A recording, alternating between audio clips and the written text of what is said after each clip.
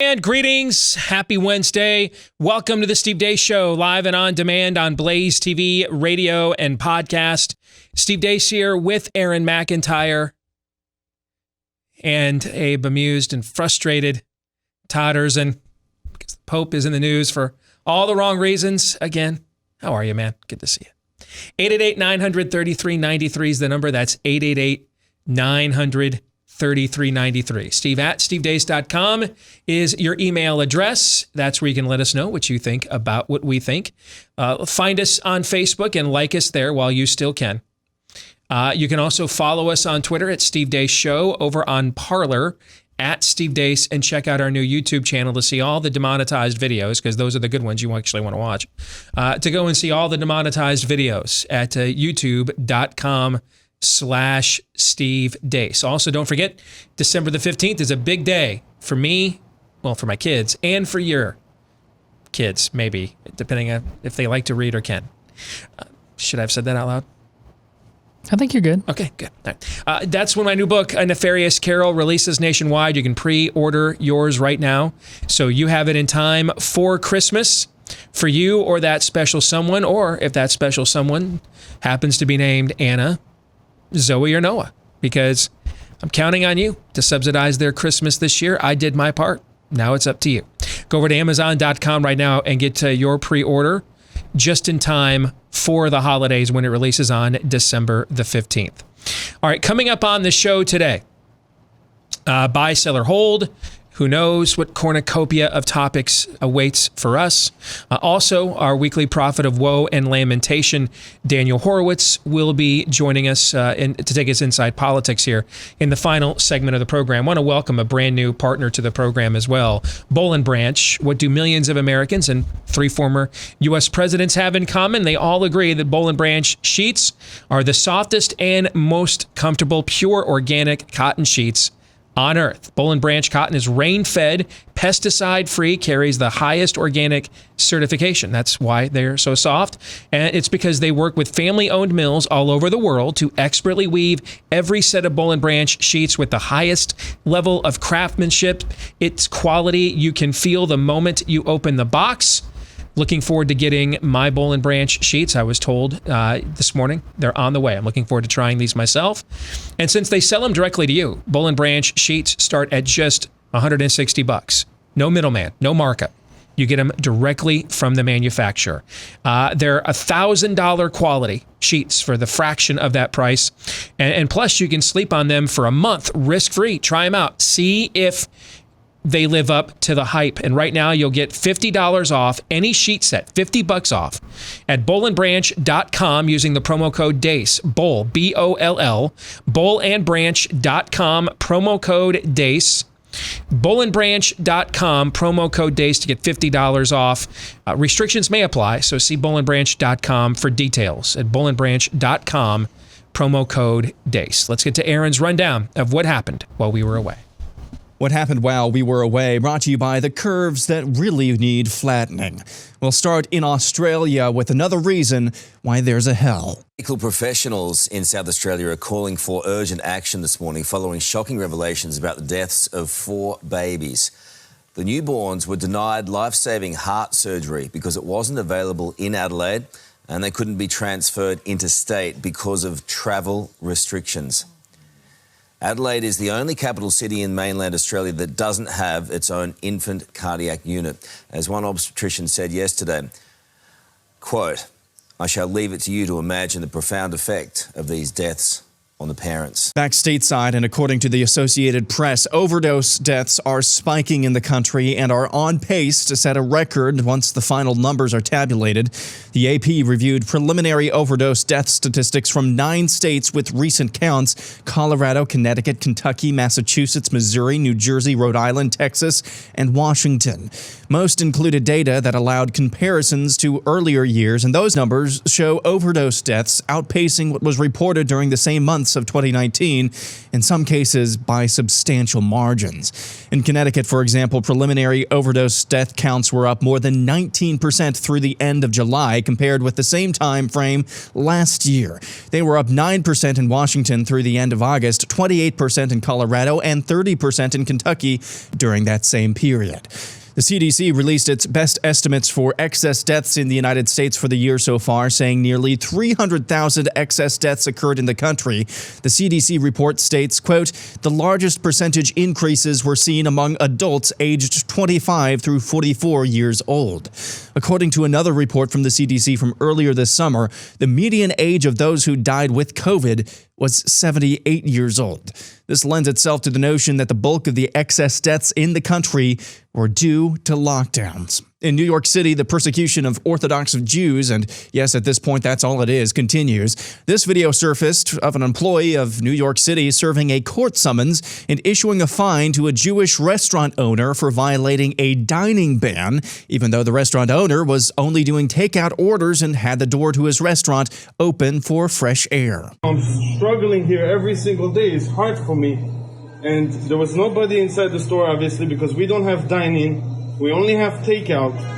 There was nobody in the store, and I'm only getting a ticket because my doors are open. Can you just please repeat that sentence? Why I'm getting a violation is because I'm operating in a red zone with, what is that? In the red zone, you're only supposed to do pickup and delivery at the door. Everything's spelled out here in the sun. But I'm doing pickup and delivery. When the guy walked in, I told him to step outside. That was not good enough. Late last weekend, another video surfaced purportedly of plainclothes police officers using cameras to spy on Jewish synagogues to make sure nobody's gathering inside to pray.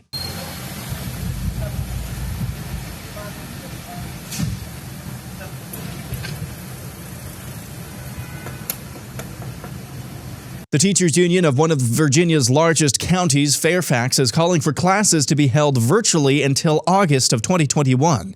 In a letter to the Fairfax County School Board, the union said no one should return to in-person classes until, quote, there's a widely available, scientifically proven vaccine or highly effective treatment, end quote. Meanwhile, a group of researchers spearheaded by Brown University professor Emily Oster have created and made available the most comprehensive database on schools and COVID case rates for students and staff since the pandemic started. Her data, covering almost 200,000 kids across 47 states from the last 2 weeks of September, showed a COVID-19 case rate of 0.13% among students and 0.24% among staff.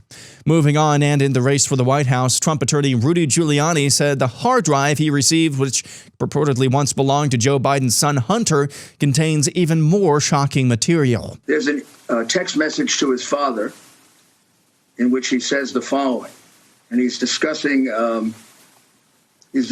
his sister-in-law, who for quite some time was his lover. And he says, she told my therapist that I was sexually inappropriate. This would be with a unnamed 14-year-old girl.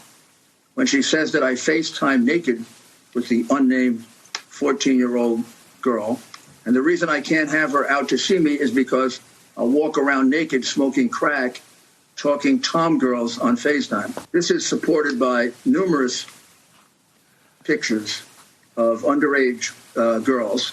So, Mr. Mayor, that's dynamite stuff, and I've seen it. I turned it over to the. You turned it over to the Delaware State Police, correct? Yes, yesterday. Bernie Kerrick and I turned it over to the Delaware State Police because we're very uncomfortable with this. A pro-Trump PAC has made a $4 million ad buy in Michigan, Wisconsin, and Pennsylvania featuring Joe Biden's support of transgendering 8-year-olds. Sex changes for kids? That's going way too far. An 8-year-old child decides, I want to be transgender. Hormone treatment and surgery is dangerous for children. What won't Joe Biden support? Vote against Joe Biden, a pawn of the extreme left. And finally, President Trump inadvertently summed up this entire montage during his campaign event in Pennsylvania yesterday. Normal life, that's all we want. You know what we want? Normal life. Normal life will finally resume, and next year will be the greatest economic year in the history of our country. This is an election between the Trump super recovery, which is happening right now, and a Biden depression. And that's what happened while we were away. Aaron's montage brought to you by Rough Greens. You know, we do a lot of cool things for our pets. We take them to the vet. We pet them. We love on them. We take them for rides, take them for walks, feed them. But let's make sure they're getting the proper nutrition, because a lot of the food that we buy for our pets from the store, even though it tastes great, it's dead as a doornail, sterilized, like a lot of our foods are. That's why we're buying so many supplements these days as humans. Same thing goes for our pets, and that's where Rough Greens comes in. It is not a dog food, but a premium dog food supplement that'll put all the good stuff back in your pet's food, the pre and probiotics, the antioxidants, the vitamins, minerals, all the good stuff. And apparently it tastes great too. Our dog Cap absolutely loves this stuff. It's a powder that you mix in with the food your dog likes, and apparently your dog's going to like it even more. And if you want to see, if you don't see a difference in your pet in 2 weeks or less, get the Rough Greens Jumpstart Bag today for just $14.95 when you go to roughgreens.com/blaze. RUFF for roughgreens.com/blaze. In the overtime today, we're going to break down the interview we had yesterday with Dr. Scott Atlas, because dude came prepared. I mean, he came with a payload of ammo and just decided to unload, and I just sat by and smoke him if you got him. But then ultimately we had to go for a hard out. So we didn't have a time to react to this and break it down really whatsoever. We're going to do that in the overtime today. And if you have not seen or heard that Scott Atlas interview from yesterday, from the White House Coronavirus Task Force, you are missing out, okay? That's the best 2-question interview I've ever done. All right, so we're going to break it down today in the overtime. BlazeTV.com/Deace. That's BlazeTV.com/Deace. If you're already a Blaze TV subscriber, great. Just go to that website later today. We'll record it and put it up for you that you can watch it on demand. And if you're not yet a Blaze TV subscriber, that's where you can go to subscribe for a discount so you don't miss all the cool stuff we do every day here at Blaze TV. BlazeTV.com/Deace. There's many things I would like to talk about out of your montage today, Aaron. I want to start, though, at the top. I want to take you to Australia and the tragedy of those deaths. The state killed those children. The state did it. Directly.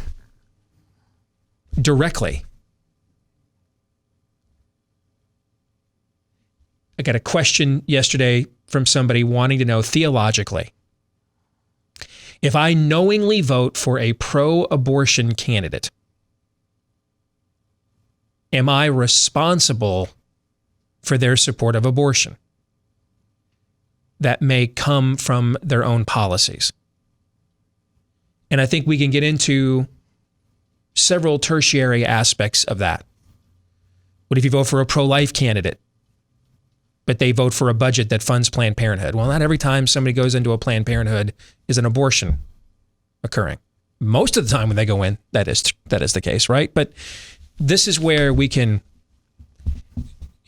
follow rabbit trails and paper trails, and maybe a good way to avoid having to navigate this is just not to vote for people that are for killing babies, right? Then you have to ask yourself questions like this. Solid rule of thumb. Okay, well, that's an option. All right. In this case, though, so we can argue, are you indirectly on the hook for this if you advocate for it? In this case, the state in Australia, the government, is directly responsible for the death of those children. Well, Steve, there's a pandemic going on. It's a tragic story. And, they're just trying to take precautions. Okay. Australia is a country of 25 million people. 25 million. There have been a total of 905 deaths for coronavirus in Australia out of 25 million people. 905. That is 0.0003%. Australia in deaths per million ranks 114th in the world. Let me share with you some of the countries. Bangladesh, Algeria, Gambia, Mauritania is actually just behind Australia, by the way. Yeah. Antigua, there's Antigua, just a couple notches down. Virgin Islands, 2 spots away from Australia.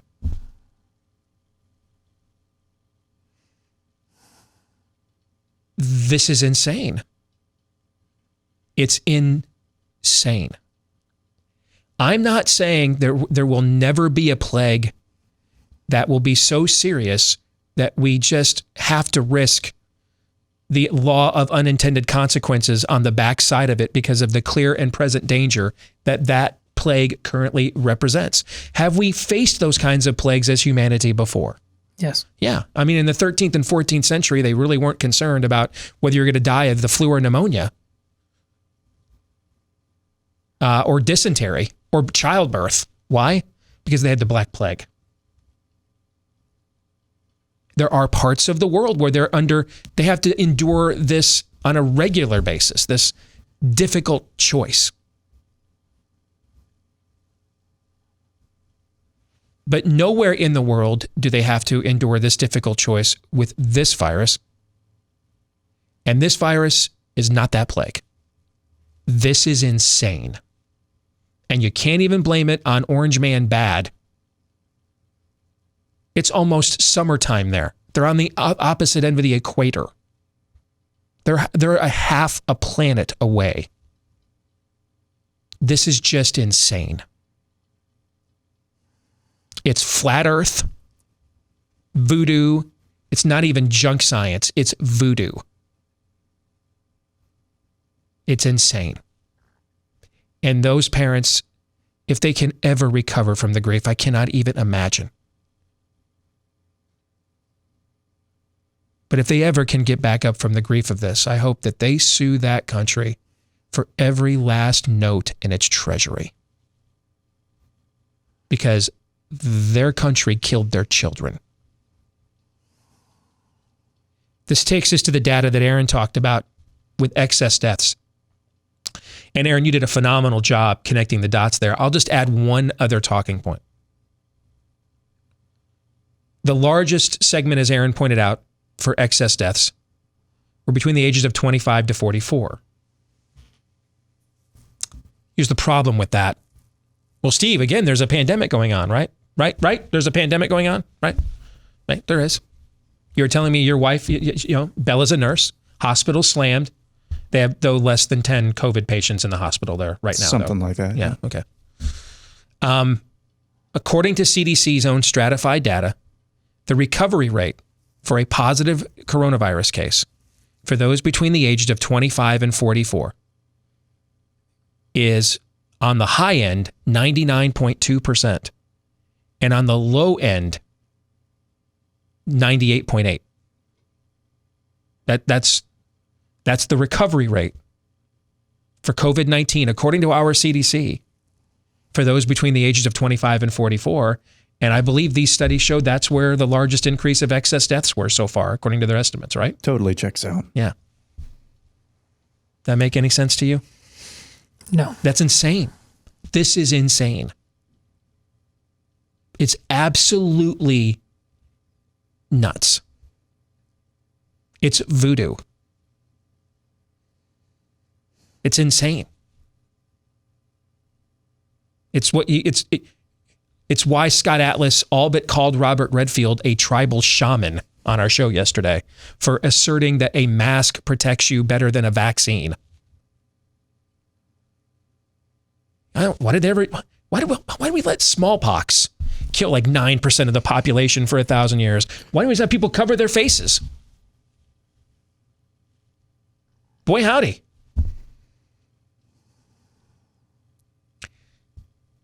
We were half joking when we talked about this off the air yesterday. I brought this up. I'm going to bring it up to you guys on the air.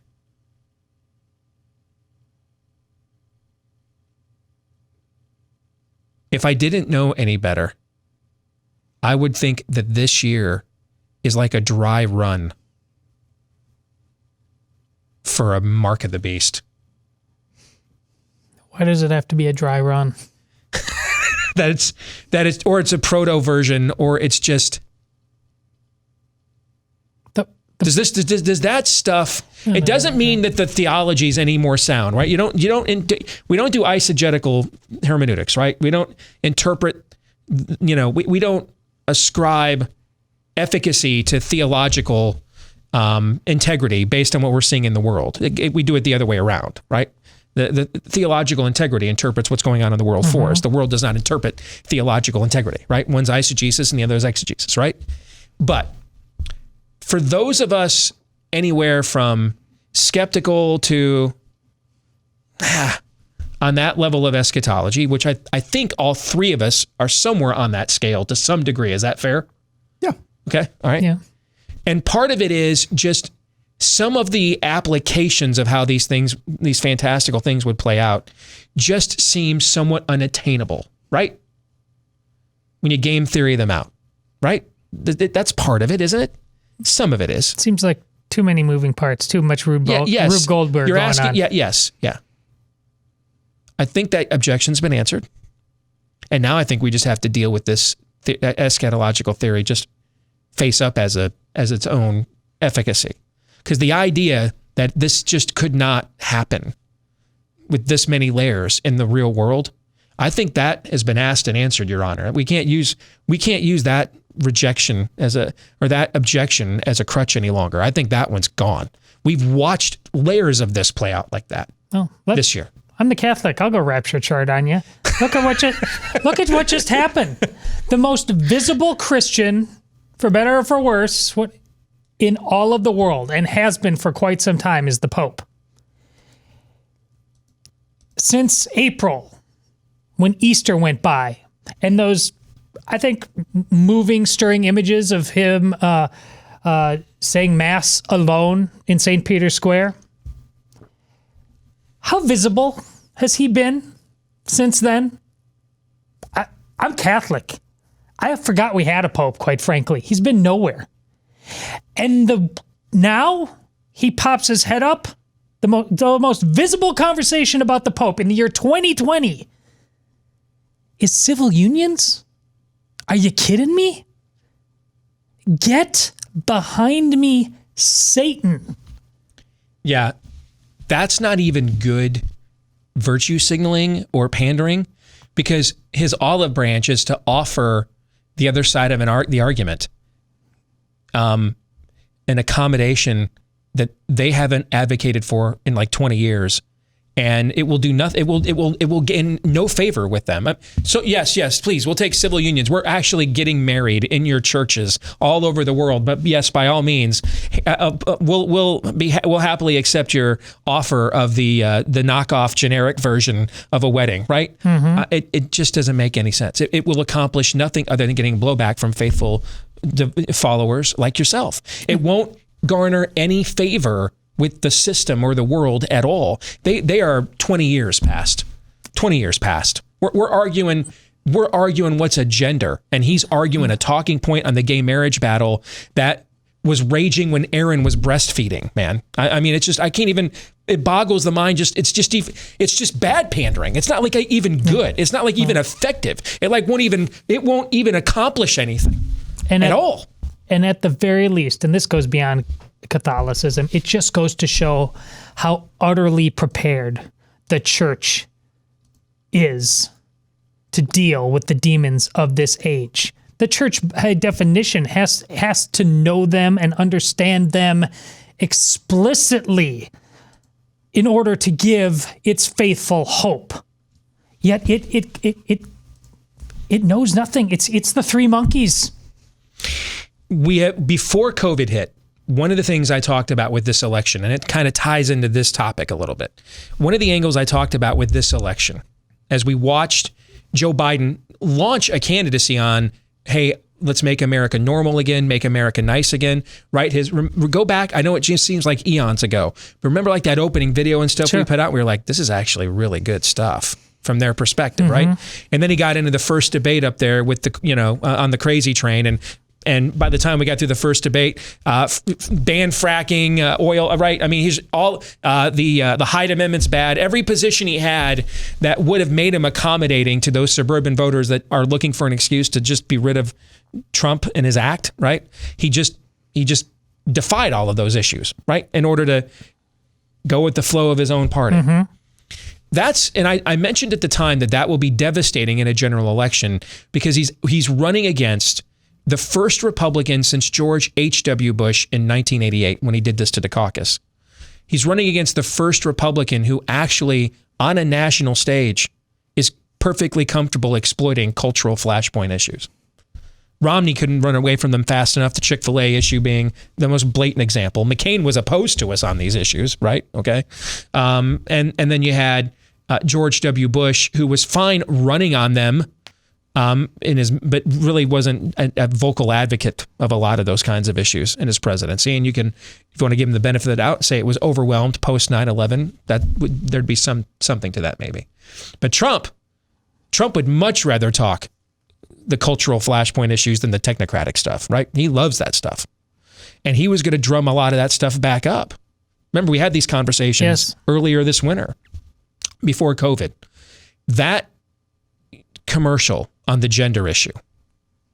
Here's why I think it is highly effective.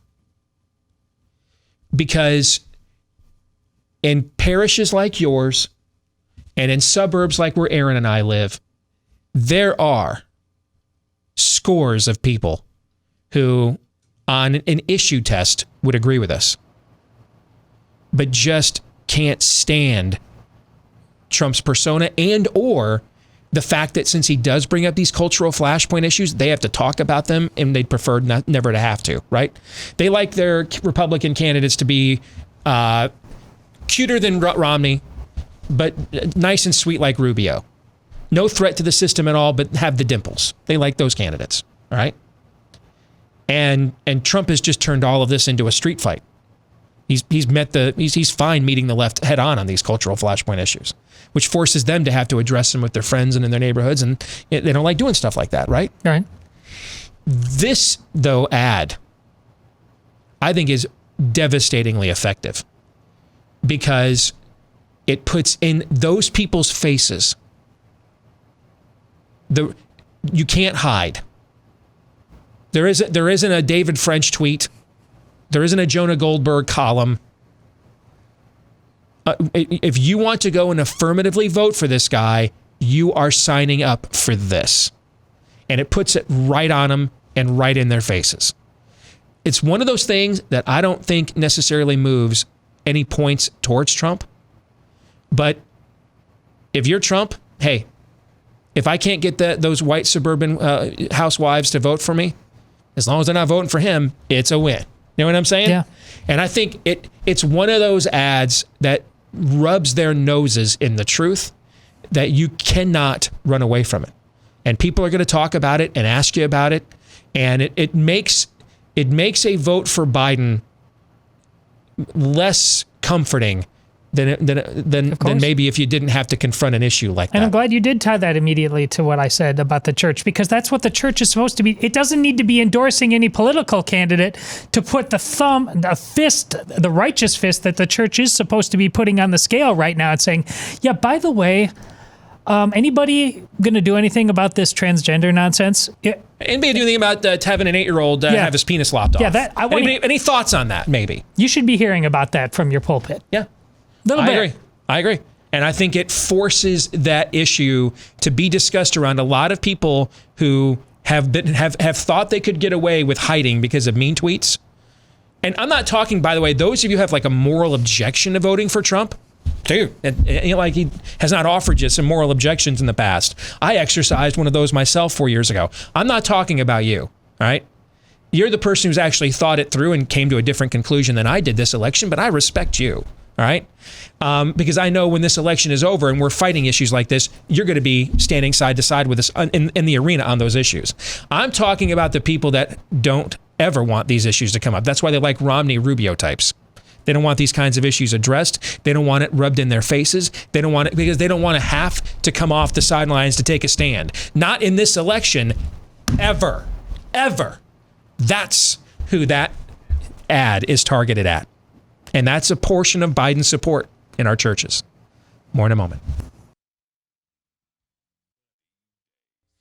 Hey, have you noticed your hair isn't looking as full as it used to? Yeah, losing your hair is no fun. So let's talk about some options. You can go to your doctor for a hair loss treatment prescription, then visit the pharmacy as you try not to go broke while you're trying not to go bald, or you can choose the better option That's Keeps, which you can take advantage of from the comfort of your own home. You'll get the same doctor-recommended, FDA-approved hair loss treatment, but Keeps offers the generic versions for about half the cost. And one more thing you're going to love about Keeps is that it's all online. Just answer a few questions, snap a few pics of your hair, and then a licensed physician will review your info, recommend the right hair loss treatment for you, and it's shipped directly to your door. So you get convenience, the generic version, so you're saving a ton of money.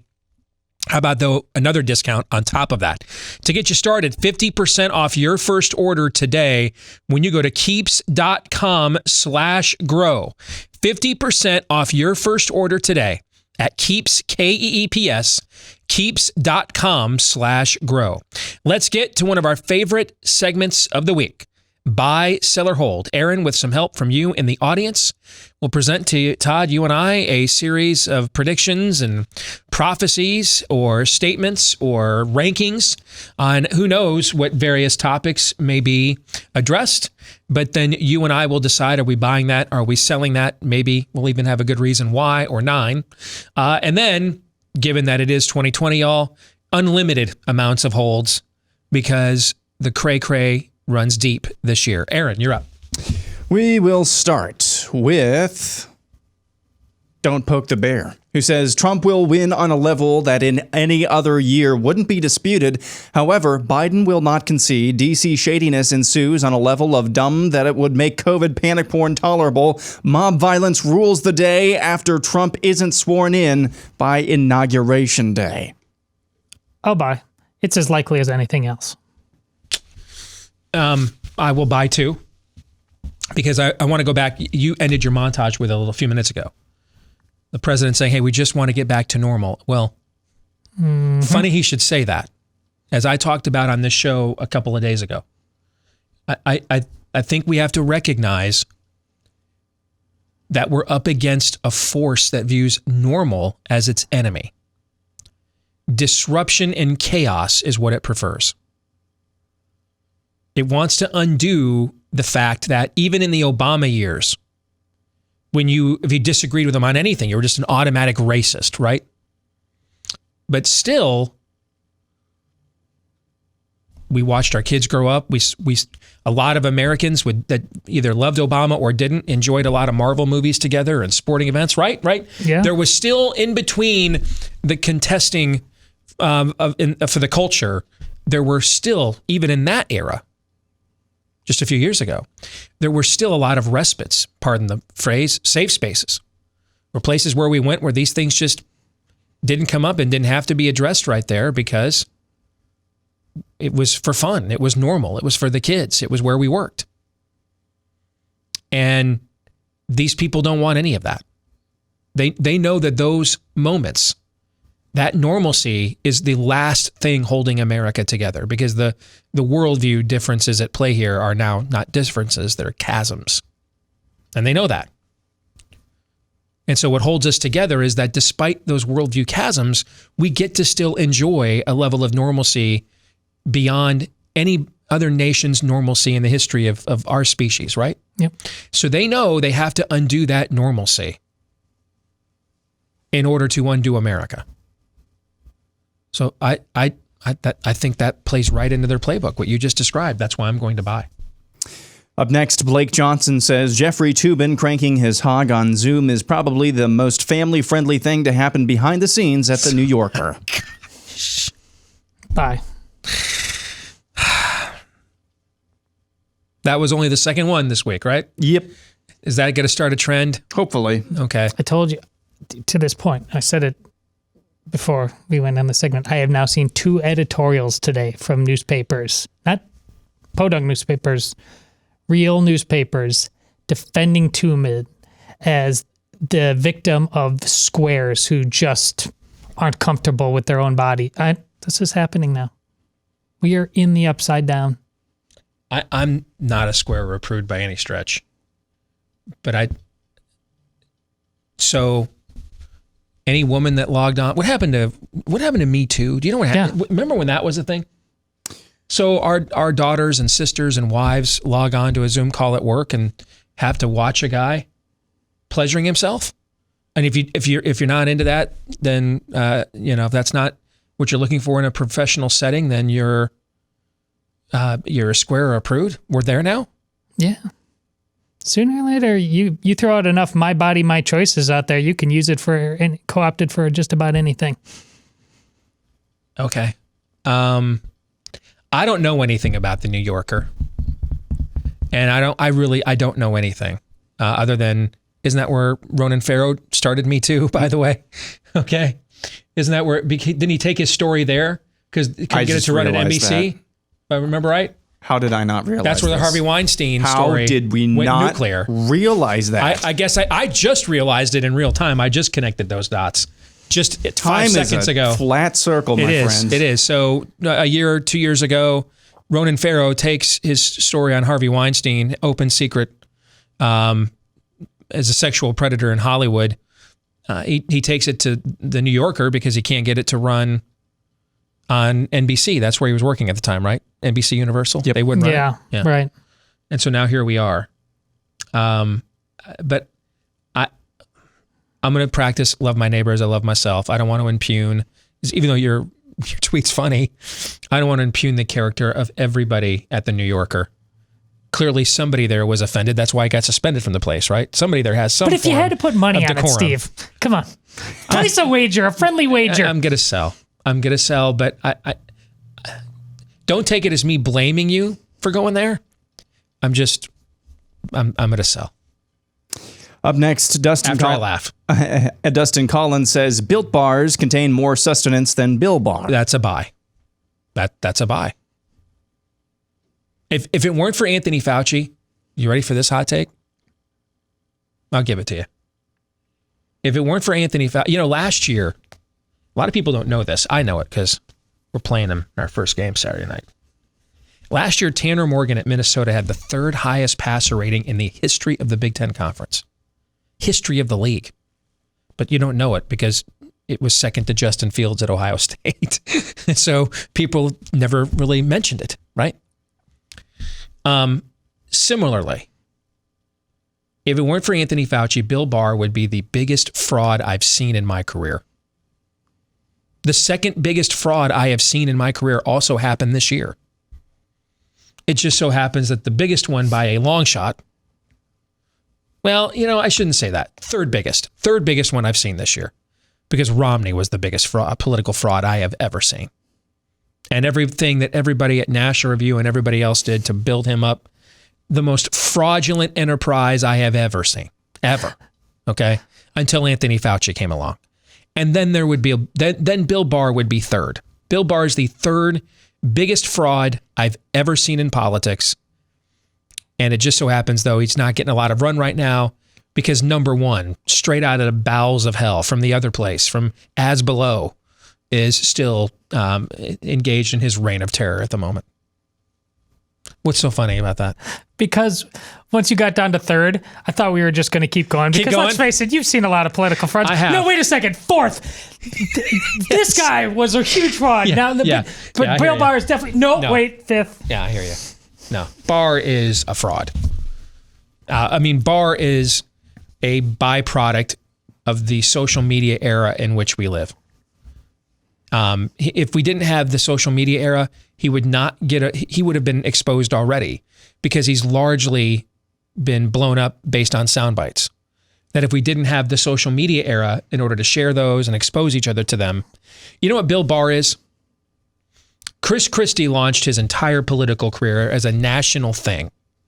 After he got elected governor in New Jersey, in the very, very early days of YouTube, he did a town hall.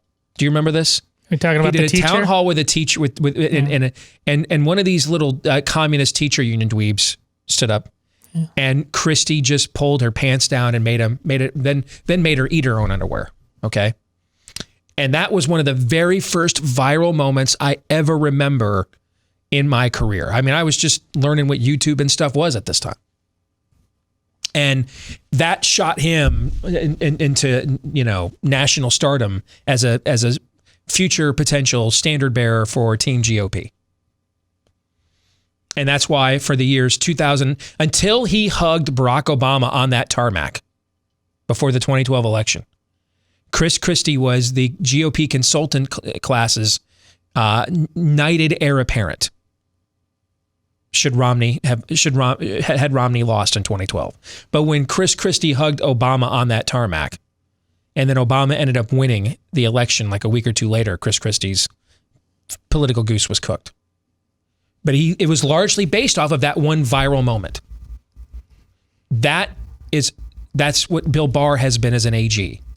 A series of those moments. Then when you look at like Chris Christie's record in New Jersey, it's heinous. He has a terrible record.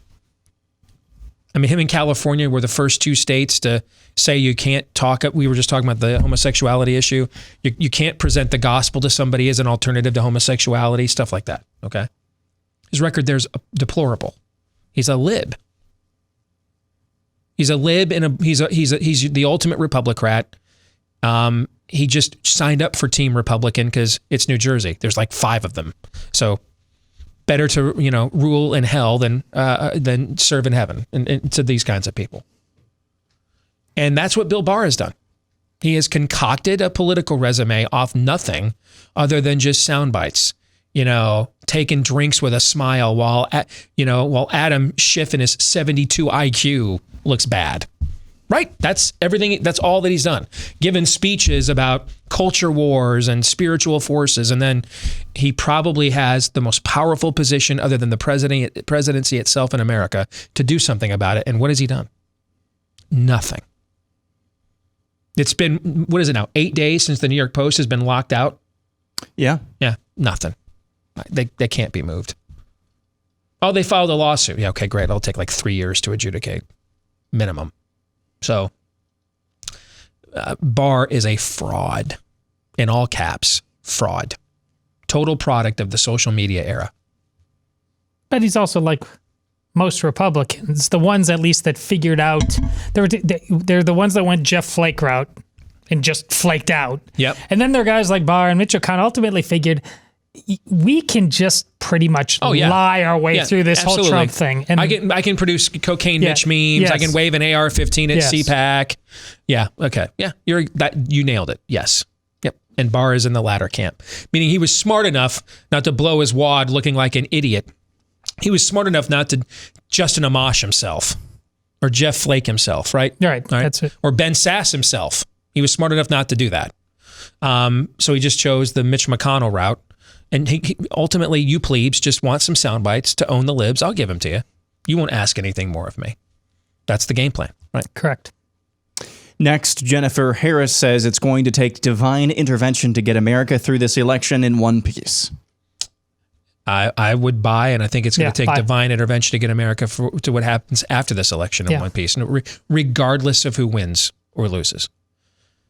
If Trump wins, they're not going to say, well, I guess the rioting didn't work, guys. Nope. And if Trump loses, our side now has been taught that this level of dissension and deconstruction is what wins. And so that gives us a choice. Either we have to confront it, and that will be a not seamless process, right? Right. There's going to be some confrontation there at some point, right? Right. Or emulate it. So, yeah, I think it's going to take divine intervention to get America past this election, regardless of who wins at the same time.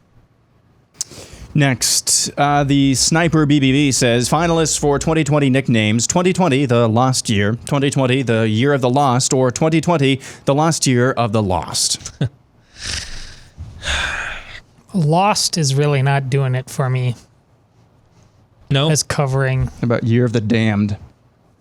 Damned, chaos, suicide. We sprinted past lost. We've been lost for a while. Lost is what you are when you're going down the slippery slope. When you're at the bottom, it's something other. So I've got to sell. Yeah, I think I'm going to sell too. And I'm not even comfortable answering this yet. Because there's, 70 days left in the year?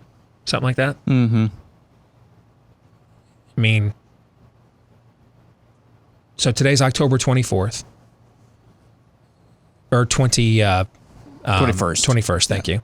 So September 1 would be 51 days. Take another 19 days, and now you're into mid-August, right? What were we talking about in mid-August? And would the schools reopen? Were we going to have was there going to be a college football season? Who would Biden's running mate be? Right? That's what we were talking about then? Yeah. Do you remember when I said... In other words, a lot can change Yeah. in this year in 70 days. A lot can. Do you remember when I said how 2017 was going to be crazier than 2016? Yep, I and do that seemed remember unbelievable. And every year, 2016 was pedestrian compared to every year after it. I know you're right. And we had the 2016 y'all tweets that whole year, and the election Yes. nobody wanted to vote in, Yes. and where's SMOD to stop us from having to choose one of these candidates. But even go back to what I just said about normal, and I've made this point before. Even that was like maybe the best sports year in American history. That was the last second shot between North Carolina and Villanova. That was Tom Brady's comeback. That was the Cubs winning the World Series. That was Clemson beating Alabama in a Titanic game for the national championship with 8 seconds to go. That was LeBron James going back home to Cleveland and going on the road to win a Game 7 for the NBA final. I mean, that was maybe the greatest sports year in American history. So even that year, when we were thinking, man, this is just terrible, there were still plenty of things going on that were like normal and like brought people together. Yeah. Right? No. And I don't think you can count on it again until 2025 at the earliest. Oh, wow. Now I want to stab myself. Thanks, Todd. I want to get that in before the break. Yeah. Yeah, well, speaking of break. Before my break. Yeah, more in a moment. And we're back with Hour 2, live and on demand here on Blaze TV, radio, and podcast. Steve Deace here with Todders and Aaron McIntyre and all of you. Steve at stevedeace.com is how you can let us know what you think about what we think. You can also find us and like us on Facebook. Follow us on Twitter at Steve Deace Show, over on Parler at Steve Deace. And then also check out our new YouTube channel, youtube.com/Steve Deace as well. And if you're a podcast listener, we thank you for that. If you haven't done so, hit that subscribe button for us. Leave us a 5-star review. The more of those we get, the more it helps the show to grow. We want to thank all of you that have done that for us already as well. And I want to mention this too. As we get into the lead up now of the 2020 election, starting today, Blaze Media is offering what we consider to be our most important discount ever, $30 off an annual subscription right now, which means you will get Blaze TV, everything that we have to offer, for less than $6 a month. It's $5.75 a month. That's it. I've got to believe we're worth $5.75. And if we're not, there has to be at least one show here worth that. All right. And this is an important time, obviously, when you're seeing all of the censorship that is going on. You want to make sure, we had our account locked out last week here at the Blaze. A good buddy of mine, Jason Johnson, former chief strategist for the Cruz campaign. I saw today, he got his account got hacked like 2 weeks ago. Still hasn't gotten his account back. We mentioned earlier the New York Post. Nothing's been disproven in their reporting at all. We have another leak on Trump's tax returns. That's a crime, by the way, but that can be reported all over Twitter and Facebook. But they still can't get their New York Post account back. The Babylon Bee just got demonetized over on Facebook. It's open season on us. And so there's strength in numbers. And at this point, the only way we can guarantee you're going to have access to our content. I got an email from a woman yesterday saying, hey, well, you guys are sellouts. Why don't you just leave Facebook and Twitter? Well, the problem is we're not the sellouts here. We're the buy-ins, because that's how we access most of our audiences. That's how most of you access our stuff, is through Facebook and social media. That's how you find us. So we're there so that you can find us. Who knows how much longer we're going to get to be there. So One way to make sure our message gets out, this information is heard and learned, is for us to have strength in numbers. That's why we're offering our most important, it's the biggest discount I can ever remember since I've been here. $30 off an annual subscription right now. When you go to blazetv.com, use the promo code Steve. All right? blazetv.com, use the promo code Steve. $30 off an annual subscription, so it's less than $6 a month right now here at Blaze TV. All right, coming up at the bottom of the hour, our good friend, Daniel Horowitz. He will take us inside politics. Want to also mention, I got a text from a buddy of mine during the break. All right, man, he said, I bit the bullet and I bought some Built Bar. I'm telling him he's not going to regret it. You won't either. It's the best tasting protein bar you have ever had. It's as good as a lot of the candy bars out there, but a heck of a lot more nutritious. And it's easy on the tummy as well. They've really improved a lot of protein bars nowadays. So the question, though, is the ones that taste really good, can you digest them? Because a lot of times I can't. Built Bar, the best of both worlds. Tastes great. Best tasting one I've ever tasted, but easy on the tummy as well. Almost all of them that I've found are well under 200 calories, anywhere from 17 to 20 grams of protein per bar. They're phenomenal. 18 flavors, every single one of them covered in chocolate, real chocolate. Trust me, you won't regret this, all right? This is going to be one of those purchases you're like, I wish somebody would have told me about these a long time ago. BuiltBar.com, Built, B-U-I-L-T. BuiltBar.com. You'll use my name, Steve, as a promo code. Get 20% off at BuiltBar.com. Get 20% off at BuiltBar.com. All right, Aaron, back to buy, sell, or hold. All right, we'll move on to Stephen the Troll up next, who says the moderator will mute Biden as soon as he starts to drift off and not make sense. Now, that's an angle to this I had not considered. At least once that'll happen. Bye. I'll buy. I hadn't thought about that angle. I'll buy. All right. Moving on, Vote Your Conscience says there will be a deep fake, quote-unquote, bombshell video of Trump before the election.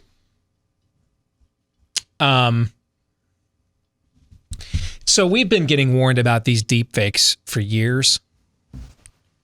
That it kind of reminds me now, like when you tell a team, like when the preseason football magazines start coming out in June, and hey, trap game for every team, right? Mm-hmm. Well, you tell these guys because the season doesn't start for 3 more months. That game's 4 or 5 months away. And so you're everyone, and so that gets into everybody's vernacular, and everything's a trap. Watch out for that game. It's a trap. Well, if we all were watching out for it, is it a trap? You know what I'm saying? The trap is something you weren't previously anticipating, correct? Sure. Okay. And I'm wondering if the deep fake thing has become that. Because for the last couple of years, there's been a lot of warnings about these. And I don't know. I mean, what would it be? I mean, think of this stuff the guy's actually done in life that's scandalous. Think about that, okay? And then think of the stuff he's been accused of that turned out to be a scam. I mean, P-tapes, guys. P-tapes were a thing, okay? That he went all the way. He went back to the USSR for golden showers instead of golden slumbers, if you get the Beatles references there. All right, that was a thing, right?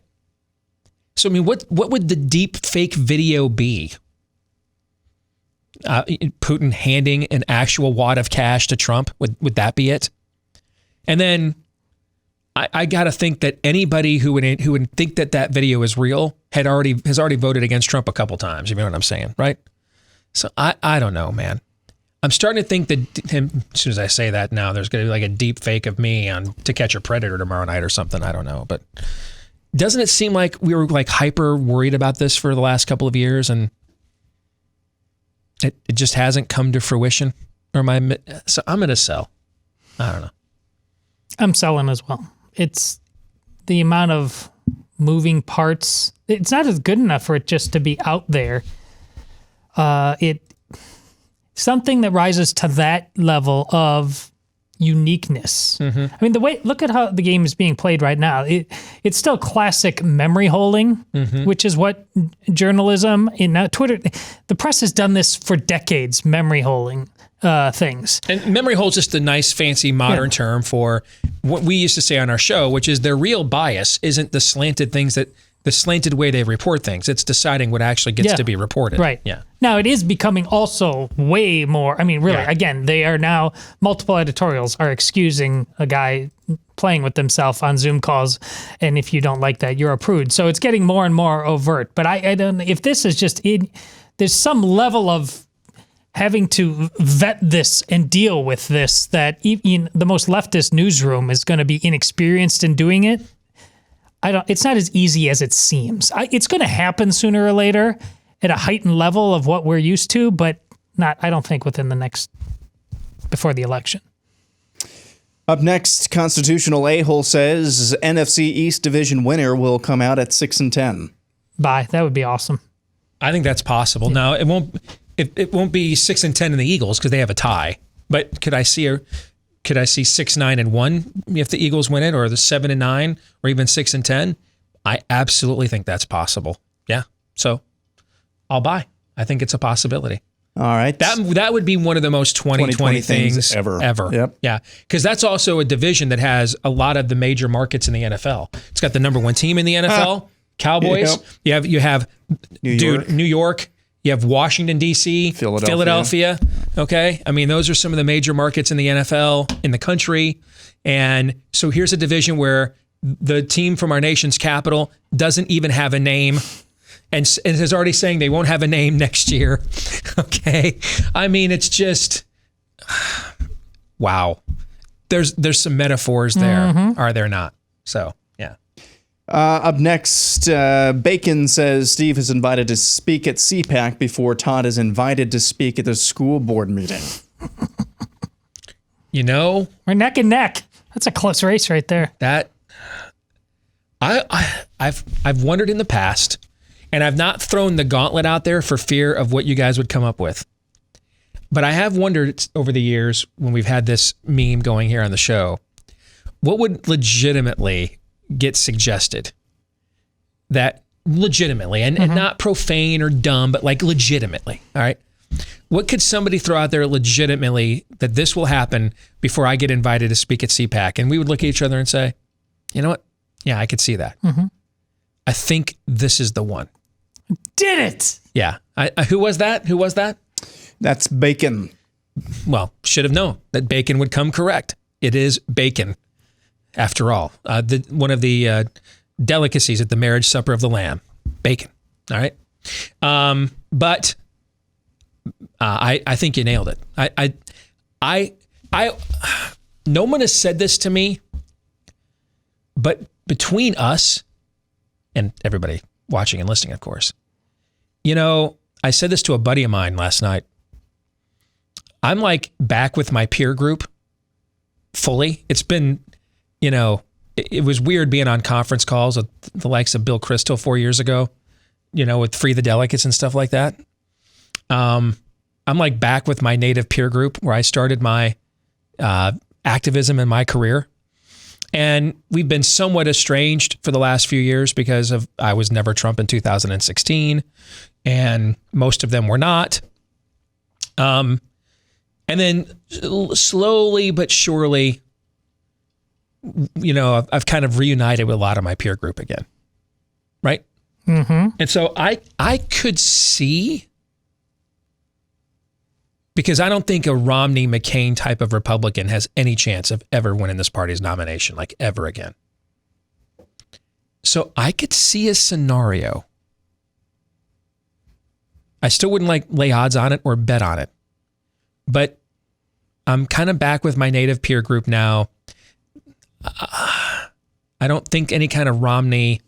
I mean, I think the Romney-McCain wing of the party's candidate in 2024 is going to be Nikki Haley. And while I'd rather have Ted Cruz, Ron DeSantis, and several other candidates over Nikki Haley, dude, she's Barry Goldwater compared to Romney and McCain, right? Sure. Okay. So if we have moved the corporatist, technocratic, consultant wing of the party to, all right, guys, We're going with Nikki Haley. I'm going to call that a win. If you know what I'm saying? If we've moved them to her, and she would not be one of my first choices, but if we've moved them to her, dude, she's Edmund Burke compared to Jeb Bush. All right. So if we have so traumatized these people that we have moved them to the likes of Nikki Haley as the middle ground candidate, I'm going to take a W when I can find one. Is that fair? It is. So if that's the environment we're in, I could foresee a scenario. It'll be like 6 a.m. on a Saturday. Hey, Steve, what are you doing? Of course, I'm going to turn that down. It's way too early for me. But I could see, just to have me stop saying this, a buddy of mine was telling me about a year ago. He was listening to my podcast, and Matt Schlapp, who runs the American Conservative Union that oversees CPAC, was in the car. And he had my podcast on.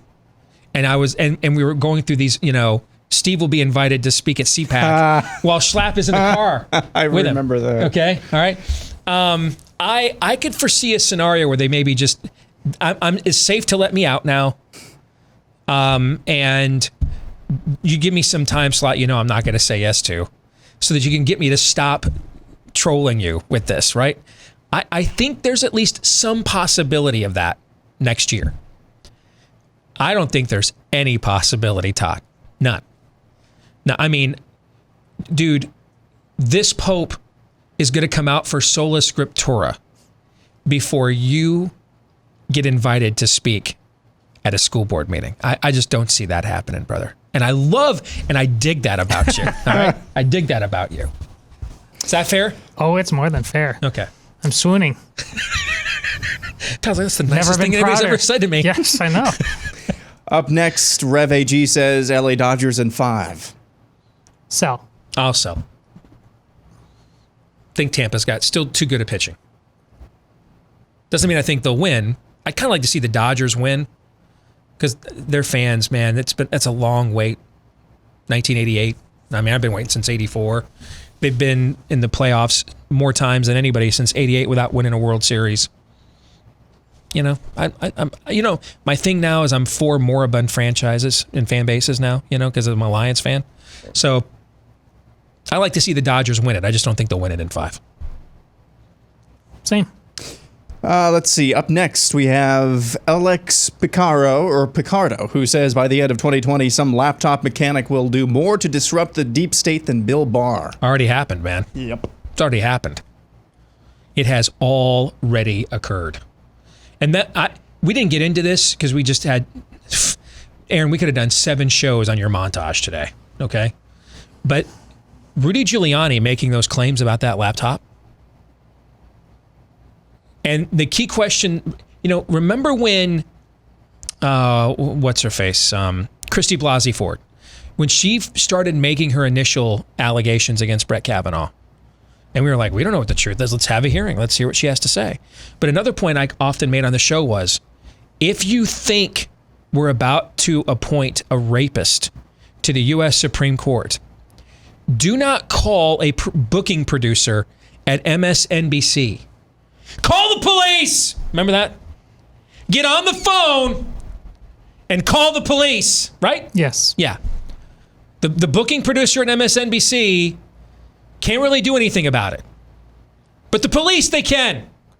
Call the police. And this goes, by the way, I think I'm safe by saying, from this moment and from this time forward, if you are convinced we are about to give a lifetime appointment to a rapist, call the police.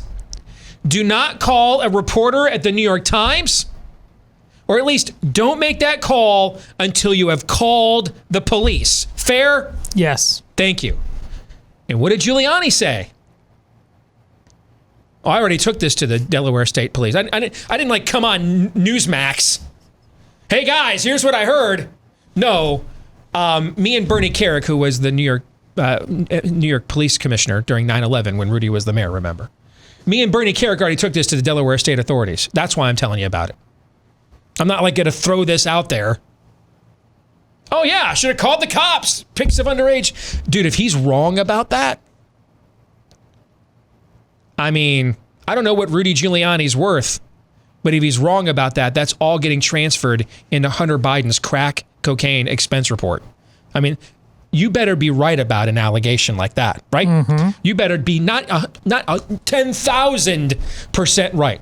Well, if you're a Democrat and you make an allegation about that, don't worry. You gotta probably be like 90% right. If you're a Republican making an allegation like that, 10,000%. Right? Like 10,000, like eyewitness creation level of certainty. You better be right about that. So, dude, I'm not the biggest Rudy fan in the world. From him. When I say that, I've always liked him personally. It's hard not to. Did a good job as mayor. I just politically don't agree with him on a lot of stuff. He's more liberal than me, and I don't really think his political instincts are all that great. But in this case, hey, he called the police first and then made the allegation. So that's already, he's ahead of where we were with Christy Blasey Ford 2 years ago. Up next, we have Josh Peaton, who says the Republican Party will embrace reparations and or UBI, universal basic income, within the next 5 years. I don't think the reparations thing will ever happen. I mean, it's not even mainstream in the Democratic side, guys. But the UBI thing, yeah, I could see. First of all, they flirted with a proto version of that earlier this year with like a guaranteed check, right? Was that what the stimulus was? Didn't we all get $1,200 guaranteed? We're doing it right now as we speak. Yeah, they're even talking about doing it again. Yeah, so I could see the Republican answer to UBI being, we can't afford it. So here's $600 instead of $1,200. Right. Well, why do you hate poor people and working moms? Right. That would be one option. That's how they stupidly played these issues in the past. The other is they call them stimulus bonuses, things of that nature. So they don't have to use the term universal basic income. So it's not like a weekly revenue stream, but seasonal, or when the economy has a downturn, they fire you some free money that already belonged to you. Right. The Republicans are going to take what has worked for the Democrats for decades now, because it's useless. Now that the Democrats have gone full mob, they're going to take over the role of Santa Claus. I think that's right on the money. Didn't Trump say that McConnell told him no one's ever lost an election for spending too much money? Yeah. Right. Yeah. I think what you're going to see is I do think you'll see the Republicans be, and a lot of it's going to be, infrastructure projects. We've heard Trump talk about those over the years too. But I think you're going to see Republicans be a big government, more socially conservative than Democrats. Whether that's actually socially conservative, I don't know. Okay, but I think you're going. And by the way, when you look at the electorate, we've talked about this in the past. The candidate that the GOP consultant class spent a lot of my career trying to reach does not, or the voter that the GOP consultant class spent a lot of my career trying to reach largely doesn't exist. People who want Sodom and Gomorrah with low taxes, that voter largely doesn't exist. Now, there is a wide swath of voters who want to know that government protects them from losing their job or losing their business, who don't want Sodom and Gomorrah and 8-year-olds lopping their penises off. There's a lot of those voters. And I think you'll see the Republican Party move to message to them. I agree. Oh. Because that's the one place left where they can make a clear line of demarcation with Democrats. Because there's not a market for limited government on a fiscal level. I wish there was. There's not. So what's the one area where they can make a clear line of distinction between themselves and Democrats? On cultural upheaval and chaos, right? Yeah. I mean, Joni Ernst won't come on this show. Apparently, I was told she wouldn't come on with Mark Levin. But when you turn on her TV ads, now I know why she won't come on with me. I've known Joni for years. I know why she won't come on with me, because squishes don't come on with me. All right? But have you guys seen the ad she's running in Iowa? Mm-hmm. Those ain't squishy ads, are they? Right. Hey, Teresa Greenfield doesn't know illegal alien means illegal. You know what I'm saying? Yeah. Joni Ernst would not have run those ads in 2014, her first election. And I think that's kind of a sign of what you're talking about, that they're going to try to make more hay on issues of cultural existentialism and just give up the ghost completely on big government. Yeah. Yeah. Next, we've got Amanda Barris, who says the final results of the 2020 presidential election won't be known before December 12th, which is the date Bush v. Gore was finally decided in 2000. Bye. I don't know how you wouldn't buy, just given the way the year has trended. So, sadly, I will buy too. Next, we have Jacob Hibbard, who says, BYU is for real. Notre Dame is a fraud. Well, I mean, BYU's best win is Houston. So, define for real. I think they're probably ranked appropriately until we see more from the Big Ten teams that start this weekend and the Pac-12 teams. I totally agree that Notre Dame is overrated. That there's no way that's the number 3 or number 4 team in the country. No way. So I totally agree with that. And I think right now, BYU is appropriately rated. And if they stick with the Lavelle Edwards Powder Blues, I could be talked into ranking them higher. Okay? So, okay, I'll buy. For now. I might have a different opinion in a couple weeks after we see some games with, when we see Oregon, USC, Washington play out west, and Wisconsin, Ohio State, Penn State, Michigan, Iowa play out here. I might have a different opinion of where BYU should be ranked then, but I certainly will not think Notre Dame belongs in the top 4. On that one, I agree with you on that. I'm just going to sell this as a arbitrary comparison of 2 independent religious schools for seemingly no purpose at the moment. I mean, give me a month, and then we can talk once all the rankings are in and they've played some more games. Okay. Next, we have media whistleblower who says within 2 years, we'll be watching ads from law firms soliciting people who had health problems from wearing masks. Bye. I love this. Oh, wow. Did you wear a mask? Did you live in an area where a mask use was mandated? Did your kids suffer from a unique, more devastating strain of streptococcus virus because they were forced to wear a mask in school? I think something mine like did. that. Something like that, maybe. Wow, that's a good one. I'm gonna buy that. Who was that? Media whistleblower. That's a smart take. I will buy. Yeah. And Todd, you're buying? Yeah, as well? I bought. Oh, yes. Right. Yeah. Nathan says the font size on Joe Biden's giant teleprompter is Yes. 666. Yes. Come on, man. Again, I'll laugh, but I'm gonna sell. That's way too big. Let's see. Let's go for. It could be 66.6. Could be that. Yeah. Yeah. Okay. Maybe it's 2020 divided by 666. There you go. Yeah. There you go. Let's see. Jesse Carlson. The Twitter shutdown last week was actually them recoding the algorithm so they only show things they approve. There was a shutdown for a while last week. Actually, you guys were texting about that, weren't you? You and Todd? Yeah, I wouldn't be surprised. It was some. Yeah. I wouldn't. It was some version of that. Like I told you a few Fine. weeks ago, man, I'm 5 minutes away from making the friggin' frogs gay. I am 5 minutes away from being a smarter Alex Jones. What I have seen this year and how I have seen it done, there's not much right now that I'm going to say that's crazy and I'm going to say no to. There's not much. And I'm not comfortable in that space. I need you to know that. I am not comfortable living in that space whatsoever. Yet, it is what it is. It is the space in which we reside. So, sure, I could buy that. There's not much I couldn't buy right now. Absolutely buy. This is a great take, I think, or interesting at the very least. 5x4 says Trump wins re-election as Democrat voter turnout is lower than expected in the Midwestern swing states, but Biden outperforms in dark blue states he was always going to win anyway. I think that is possible, so I will buy. I still think with 13 days to go, I'm not ready to make a defined prediction, but do I think your scenario is plausible? Yeah. I mean, and the mail-in ballots in those deep blue states, man, he's going to roll up. He is going to roll up Putin type of Hugo Chavez kinds of numbers in places like that, right? I mean, look at those 15% of counties that Hillary Clinton won in 2016, and you're going to see Joe Biden getting 700% of the vote in some of those places. I'm only slightly exaggerating for effect. Okay. So I could see that scenario. And go back to the point I made earlier about that ad that the Trump super PAC is running on transgendered 8-year-olds. It's targeted at that. And that's what its goal is. Its goal is to depress that vote.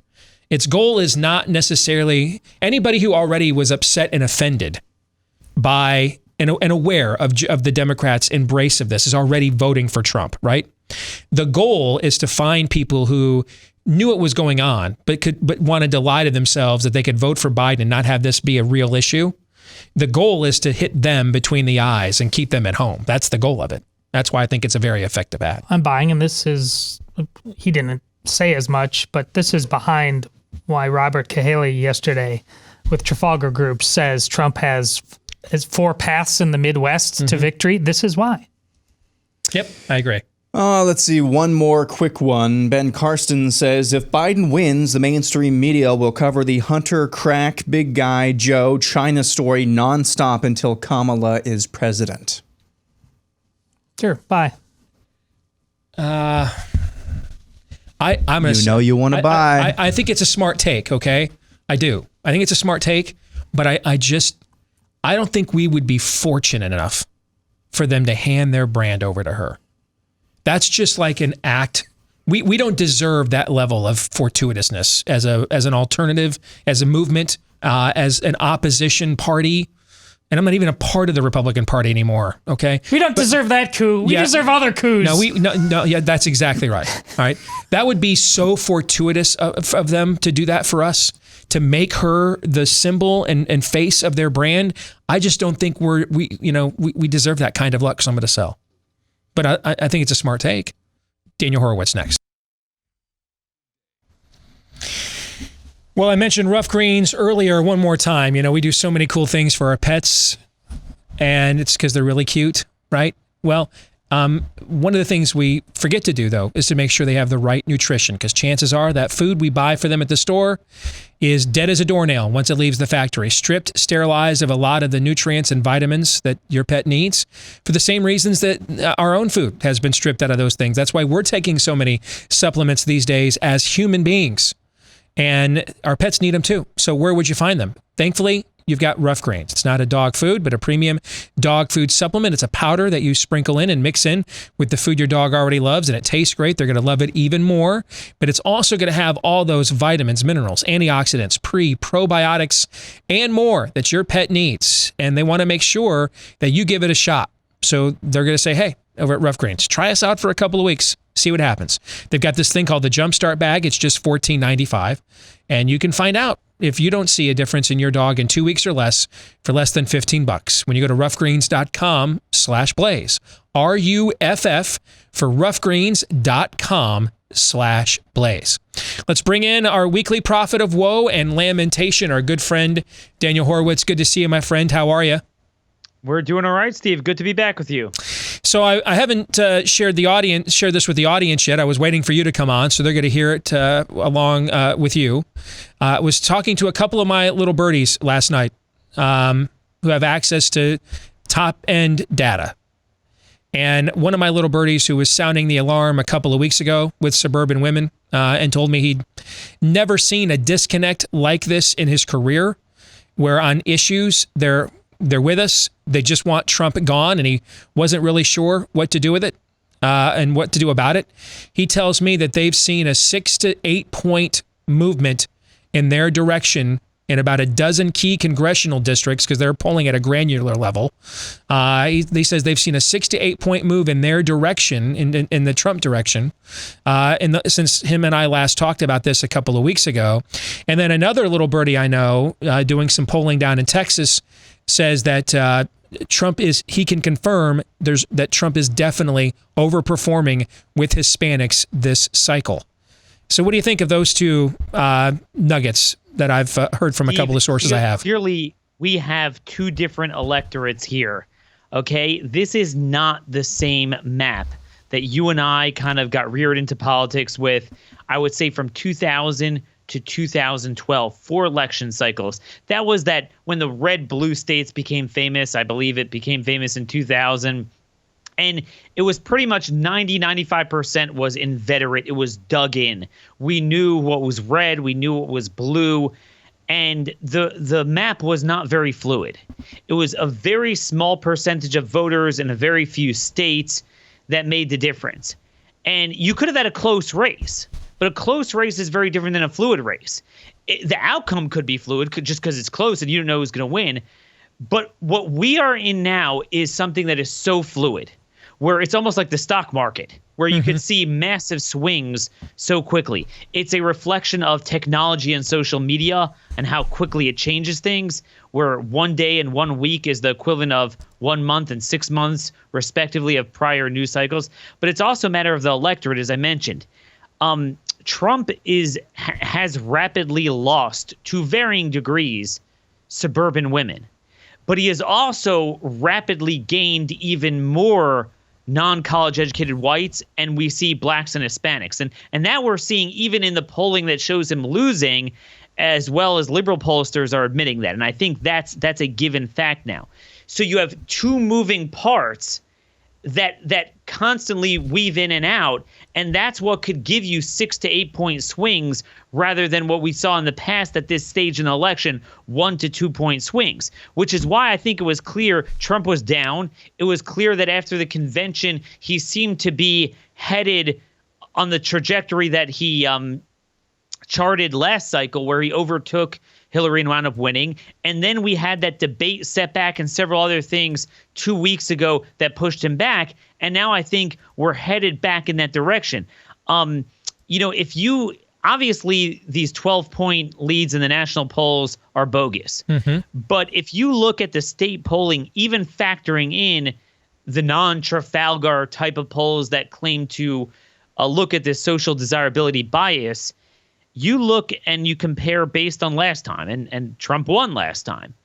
At this time, at this day that we stand on right now, the RCP average showed Biden leading by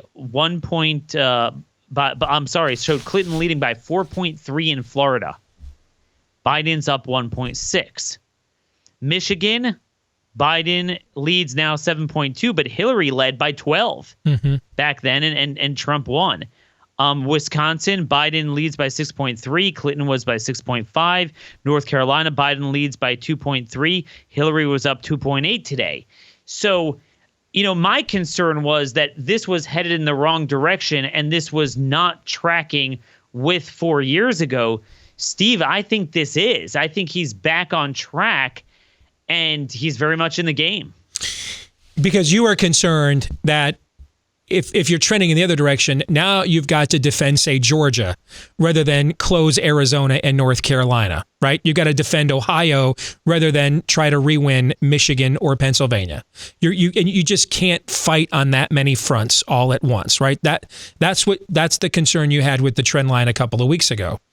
I had another little birdie say this to me last night, that he thought, and I'm quoting here, as long as he's not a douchebag on Thursday night, I like the way that this is trending in our direction.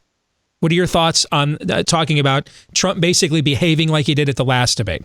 What are your thoughts on that? That was basically my show today, and I just added to that. I do think he needs to go on offense. If this is about personality, Trump loses. If it's about the issues, he wins. You accentuate the other side's weakness, not your own. And that's what he did wrong last debate. This is what he needs to rectify. I genuinely do think this will be among the most important presidential debates ever. It's the last one. It's very impactful because, again, it's not a debate in the Bush-Kerry or McCain-Obama election where it was really, there wasn't a lot of movement. It was very very fixed, very static. This is very dynamic. And Trump's job is to ensure he's able to sustain the gains that, based on voter registration, new voters, and some of the black and Hispanic gains, that he's able to maintain them quicker than he loses suburban voters. He needs to staunch that bleeding. He needs to remind them of the rioting. All of the 5 to 6 issues that Harris and Biden ran away from, he needs to allow Biden to talk, and then when it's his turn, and wait till his turn, pounce on it from a policy standpoint, stay away from the ad hominems, show how they want to pack the courts, they want to ban fracking, they want to take away the prosperity, they want the rioting, they want criminals locked up while locking up Orthodox Jews in New York for simply praying and opening businesses and schools, crush him on the closure of schools, the lockdowns, Antifa. That is how you're going to bring suburban voters home enough that the new gains he has made, and I think it's borne out in the registration, will compensate for any losses that he already has incurred. So let's fast forward for a couple of minutes. All right. I know it seems like this election's been going on forever, and it kind of has. They all do nowadays, but there's only 13 days left. I think a couple of things are, I've been saying all along that I think the electorate is so volatile. I don't know that I will predict who I think will win until I see what is trending the day before. Okay, that I think there's 4 to 6 points of this electorate that I think Frank Luntz summed it up accurately, that doesn't like Donald Trump and doesn't agree with Joe Biden. And so I just think whatever is trending in that last moment, they're waiting to the last moment for someone to make a sale. That's another reason why I agree with you, why I think this debate is important. I think if Trump is presidential, somewhat of a happy warrior as much as he can possibly be, then I think you could see those 4 to 6 points swing his way decisively down the stretch here. If he's not, then he's swimming back upstream to get those people back these last couple of weeks, and probably no longer in control of his own fate. He needs organic things to happen to boost him at that point. But I do think there's a couple of things we do know for sure. He's going to, at the very least, overperform with black voters, what is typical of a Republican. Whether he reaches the historical, no one's been above 15% since 1960, I don't know. Okay, but he's at least going to overperform with black voters historically, what a Republican does. He's going to at least perform on the high end historically with Hispanic voters of what a Republican does, which is about 28% since 1980. Okay, Reagan broke 30%. I think he had 38 or 39 in 84. George W. Bush got 40 in 2000. Other than that, it's pretty much right around 28, 30% is what Republicans typically get. I think he's going to overperform that at the very least. And then I think we know at the very least he's going to underperform with white suburbanites. Now, whether it costs him the election, that's what we're debating, right? Okay, that we don't know. But for the sake of my next question, will you and I, putting our combined smarts together, stipulate that those 3 things we probably know are going to occur? It's just a matter of to what degree and whether any of them are decisive or not. But at some level, that those 3 things look pretty certain, right? That's inherent in both the polls showing Trump doing bad and the ones showing him doing better. Then with that notwithstanding, what happens if he wins with replacing white suburbanites with Hispanics and blacks? What does that do to the future environment in the Republican Party? What's it do for the 2024 Republican presidential primary? And then what happens, though, if he does that but then loses? What happens? What are your thoughts on that? Couple of things. No matter what happens, whatever happened to the GOP autopsy? So we're all agreeing that he's going to outperform Romney. And look, you and I have more nuanced in the weeds, gripes with Trump that sometimes he veers off message on the issue. But to the average voter, the message is loud and clear. This guy wants the illegals gone. Right. Okay? Yeah. I mean, you can't miss that. Yep. That is the macro messaging. There's some nuanced stuff going on with Kushner and his guys and Chad Wolf and whatever. And no one knows that. I mean, this is the deport them all guy. And you have liberal pundits now saying he's going to outperform with Hispanics, which is why, coupled with the even greater gains likely with traditional union white Democrats, Nevada really is in play. And I think that might be a surprise state, assuming there's no cheating. So I think that's the big thing. The autopsy goes out the window. And I think the idea is the way to appeal to those voters. It's not a matter of pandering on liberal issues. It's a matter of persona. I think a lot of people don't understand this.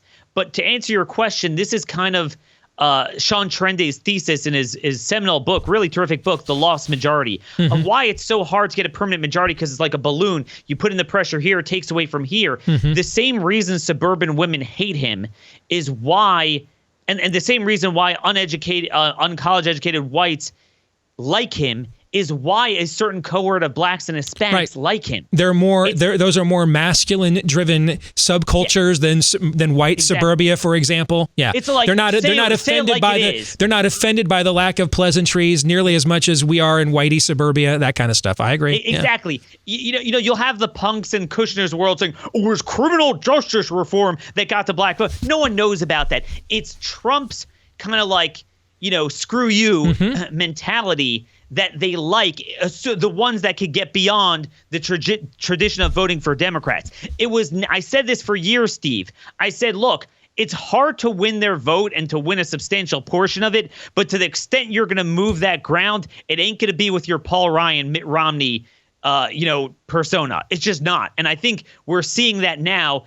People view white rural voters as the polar opposite of blacks and Hispanics. And in some ways they are rural, urban, but in other ways they come full circle and they're more similar. So I think that's what you're seeing here. That's definitely true. If he does wind up losing, I think it's what many of us have been saying until now.